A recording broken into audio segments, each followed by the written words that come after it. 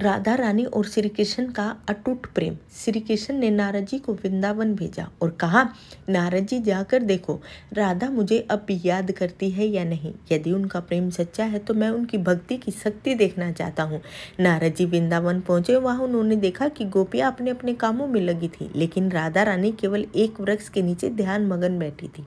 उनकी आंखों में आंसू थे और बार बार श्री कृष्ण का नाम ले रही थी। नारद जी ने राधा जी से पूछा, राधे तुम्हें कृष्ण की याद अब भी क्यों आती है? वे तो द्वारका के राजा बन गए हैं, उनकी कई सारी रानियां हैं, क्या तुम उन्हें भूल नहीं सकती? राधा जी मुस्कुराई और उत्तर दिया, नारद जी क्या कोई अपनी आत्मा को भूल सकता है? कृष्ण मेरे लिए केवल प्रेम नहीं है, वे ही मेरे प्राण, मेरी आत्मा, मेरा जीवन है। मैं कृष्ण को नहीं चाहती, मैं तो स्वयं श्री कृष्ण में विलीन हो गई हूँ। नारद जी ने एक और परीक्षा लेने की सोची। कृष्ण अब द्वारका के राजा हैं, अब तुम्हें याद भी नहीं करते हैं, फिर भी तुम उनकी प्रतीक्षा क्यों कर रही हो?